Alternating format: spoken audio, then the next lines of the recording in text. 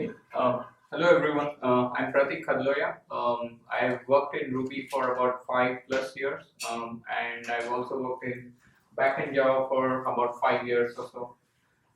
I've been dabbling with the Elixir for about 6 months. Not a lot, but I can clearly see how Elixir is much better than Ruby and Rails in terms of speed. So I work at Rocket Fuel. I'm an engineering manager there.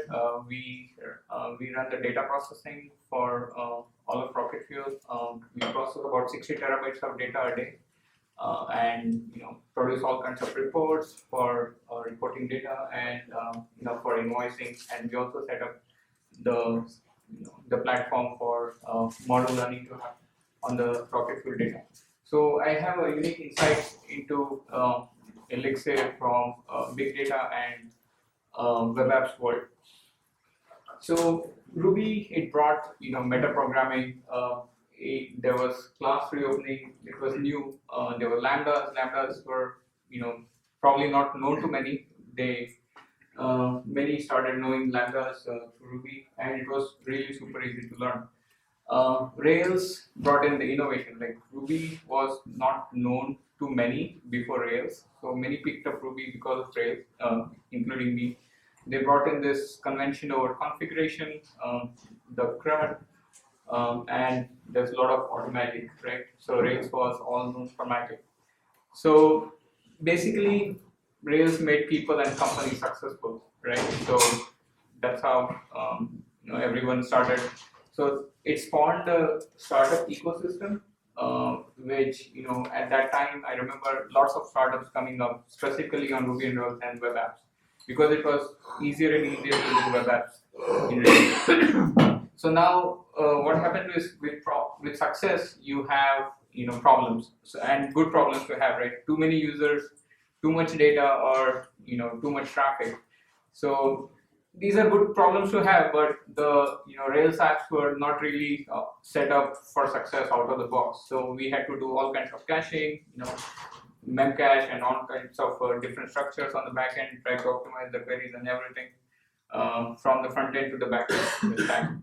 So this is what would happen with the applications, right? They were just not able to handle the load. You had to throw in more and more servers to handle the load. So it's like, this image tells it very aptly, so I put it there. So what makes Ruby slow, right? So there are a number of reasons. First of all, it's an interpreted language. You cannot expect a lot from an interpreted language. Then everyone knows about global interpreter lock, the GIL. I'm not sure the composition of the crowd here. If all of us are tech guys, then you'd probably relate to this.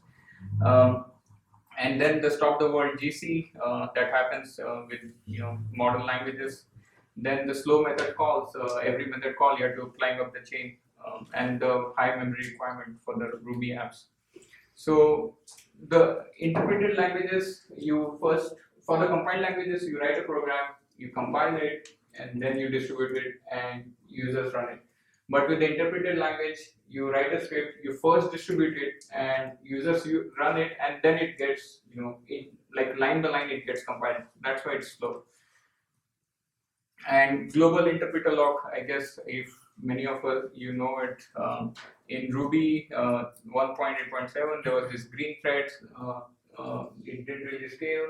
Then 1.9 brought in this GIL, but there was still it was meant for convenience, right? So with convenience comes a cost. Like programmers didn't have to worry about sharing data between their in their applications, making them thread safe and all. But Ruby made sure that you didn't trip over. But finally, we were penalized, right? GIL, it's finally there's the bottleneck. That's the weakest link.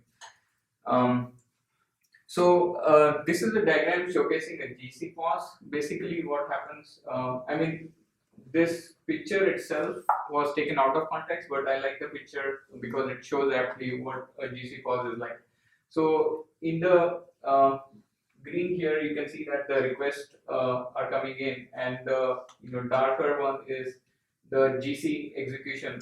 So when the GC execution is happening, it stops the entire process, and the request queue up and the requests go up. So once the GC is done, it comes back again down. So that's the pause. That's when your server is not handling any request at all until it's free. So the solution to this is parallelize, throwing more and more servers. So the slow method calls about Ruby I talked about. If you're calling a function, that function is looked up in the object itself first, and then in the class. If it's not found in the class, you go to the parent class, you find it there, that gets invoked, and this happens every single time. So that was about what makes Ruby slow. What makes Rails slow? The serializer, the JSON serializer, active record. It just loads in all the records in memory, and it's like double the cost. Computing aggregations in Ruby instead of database. So some of the reasons are because of the Rails frameworks, and some of the reasons are because of inexperience. Like computing aggregations in Ruby instead of database is an inexperience, right? N+1 queries, again, people who just didn't know, tripped over it, and some other Rails specific things, gotcha, that you should have known about. So, coming from a big data background, right, what a futuristic language looks like. A futuristic language is one which is distributed in nature. So today's world is all about distributed. So, all the big data ecosystem is about distributed computing, distributed everything. And so that's really exciting things going on in the Java world. So the futuristic language is distributed and fault tolerant out of the box, and it handles web scale processing, and it's made for multiple devices, and concurrency without locking, and immutable. Sorry, I think you've left out, these are actually excellent points, but you've left out the fact that we need better memory management too. We're all running into problems with hard drive. Yeah, actually, yeah, I'm not, sorry, I forgot to mention, I'm not covering all the points right now, but I'm covering most of the points. Doesn't matter, Going still does, because you're using the VM. Right, Java so It's not Java VM. it's still dealing with a VM that was written for non-SSD microsecond reading. That's why we have to write Java. You're completely wrong, sorry. Well, I'm wrong, and everybody has issues with Speaker talk, you guys. So yeah, so the futuristic language would be the one that's designed for high availability and zero downtime deploys, and it should this is like a no-brainer. It has to be a scalable code base, and it should look like Ruby or Rails, because I'm a Ruby fanboy and Rails fanboy. So the philosophy behind Erlang is that the world is parallel. And concurrency belongs to the language.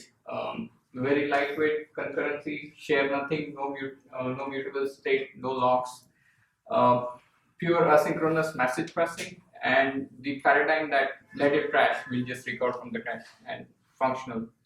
So that's Erlang philosophy. So Elixir was born out of the frustrations with Ruby.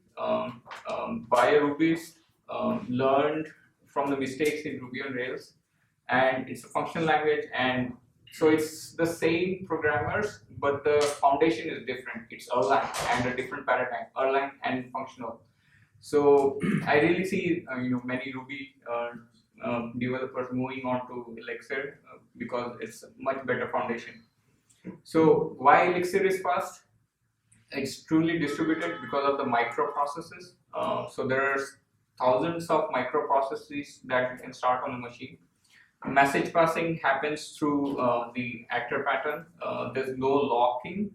There's no locks at all because there's no shared state. Immutable. So the Elixir code is compiled into the Erlang bytecode, and so the GC, even if it happens at the processes level, and it's like you've got thousands and thousands of processes, and a small GC pause in one process will just hang the thread that's it's handling, but all the other users will be just fine. So I call it micro GC. So basically, these microprocessors, they exchange data via message passing. Tens of thousands of processes can be run on a single machine, and isolation allows for the independent GC that I just talked about. And a machine can be vertically scaled for the most efficient usage of resources. Um, so about fault tolerance, the thought is that start with programming with thinking that things will always go wrong. Supervisors is a concept in Erlang and Elixir that says that I will restart the process or the chain of the processes when something goes wrong, which takes it back to the good initial known state that worked. So another thing that's good in Erlang and Elixir is the pattern matching. So basically, the equal to sign doesn't necessarily mean that set this variable to this something else. Instead, it just means that match the left hand side to the right hand side. And this conditional checking in general programming models, if else, is linear. You just go one by one. But in Elixir, it does pattern matching, and pattern matching is optimized to binary tree search, which is order of log n. So yeah, I guess that's all I had. Talked about Ruby and Elixir. Why Elixir is showing the way to Ruby to scale. Questions? Yep. So yeah, you mentioned big data. What's been your experience on using Elixir? That seems like a lot of the libraries like Spark and things like that are on the JVM. So and then also Elixir is not as good with CPU bound things. So how do you see it fit in that? Right. So I haven't really used Elixir on big data. That's just a vision I had that it just feels like Elixir is so well suited for the big data paradigm, which is like inherently distributed, and I just feel that it's the right language to spin up another like Spark or another MapReduce based system on Elixir and not on Java. So yeah, I haven't tried it. Just that I have. Yes. So maybe partial answer to this question is Splunk uses Elixir for their whole infrastructure for analyzing massive numbers of logs. So you might want to try to contact someone there and maybe look at some details that are there. I think they have their homegrown stuff. They do MapReduce stuff and everything. They're very happy with Elixir. Splunk handles quite a bit of data. So. Right. So I also come from a ad tech company. So we use Java predominantly for ad tech, but I was really surprised to know that these two companies, Simply.fi and Wungle, in the same space, using Elixir and Erlang for their real-time bidding systems. So which is really cool because generally the ad tech space is the amount of requests we get is really huge. So rocket fuel system get like about 2 million incoming requests every minute. So the scale that we have is about 8 times the number of Google searches is the number of requests we analyze throughout a day. So, but it's a Java-based system. I hope Simply.fi and Wungle have a lot of success, and they also grow to the scale where because they're Erlang-based system that will just prove that this works well. And WhatsApp also works, so we don't really need to prove anything. Last question? Yes. Is it the case, you mentioned memcache when you talked about Ruby, is it the case that you no longer need a cache, is it fast enough? Is Elixir fast enough that you no longer have use for caching, front-end caching there? I think we'd still need a caching layer, but so in most cases, so why the reason we cache is because we don't want to hit the database again and again. Through a request cycle, the biggest time consumption is in the I/O. So when you're querying for the database something, you're really connecting to another system which most probably may not be Erlang based. Which is, if it's an Erlang based system, it's parallelizable like ReactDB, right? So it will block, and that request will not get a fast response. So it's always better to have those caching layers. So So the question becomes, if you have a caching layer anyway, does the performance difference really matter? so in Ruby, it would be a big difference because if you need parallelism, you have to spin up bigger processes across across your machines and different machines. But in Erlang, these are like microprocesses, each process handling one request. Versus in Ruby, that process is like long living. It handles the requests throughout the cycle and finishes one request and then gets the next one. Have I answered the question? I guess mainly the thing is the difference is not huge if you put Memcache in an Erlang based system. The difference is not big, but in Ruby you'll definitely see the speed up. No, I understand that. I'm just asking. My question is, if you're going to have the caching layer no matter what, does the performance difference between Ruby and Elixir, then does it matter? Yes. So in that case, I think I probably don't have a good answer for that. Maybe if somebody knows. I see a hand up there. I mean, yeah, I'll just say that you use caching in a lot of places that are faster, right? I mean, you have Java, all those sorts of things that are much faster, sort of straight line, in terms of computation, but you're still using a caching layer, right? I mean, it's not as if one obviates the need for it. I guess I don't really understand what's the assumption here, that you're not spending any compute time at all, and that the database is always the sort of bounding factor. No, just the question is, how big of a benefit is the performance difference if you?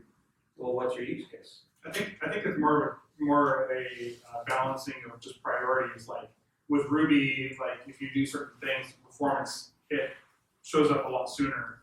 And when you're doing Elixir bound stuff or Elixir based stuff, you may not see the performance implications for a long time. You may have a hard time like taxing the CPU and utilizing all the memory. So I think a fair comparison will be if, let's say, we spawn 4 unicorn processes in a Rails app, and let's say we only spawn the 4 Erlang-based processes on a Phoenix app. They will mostly perform the same. They'll be just this. You'll be just able to handle 4 requests every second, right? But in the same amount of memory, we can spawn like thousands of Erlang processes, because Erlang processes are within the process itself. You spawn one process, and then within that process you have thousands of micro processes. So those make it like parallelizable. So you got 4 Ruby processes handling 4 requests a second, but if you can, in the same amount of memory, spawn 1000 microprocesses, you will be able to handle 1000 requests at a time. Each of those 1000 will be independent. So that way you get a better throughput, but a better scale, but the throughput might still be the same. This for individual requests, like the Rails-based app will handle the same request through its 4 processes, and if there were 4 processes on the Erlang side, it would handle the same number of requests. So there's that last comment from. I just have a quick question about how much you tend to care about allocations, since you have kind of a per process garbage collector going on. In Ruby, it's kind of, I don't know how often people in Rails would dive in and say, I don't worry about the allocation rate here, because there's so many allocations going on at any given time. Is that something you worry about kind of in Erlang, or do you just rely on the per process garbage collector to take care of it for you? So I think so. If I understand correctly, the question is, do you really should worry about memory allocation in Erlang based system? Because in Ruby based system you have to worry. Yes, and along with the associated GC hits for if there's any GC files on a process, for example.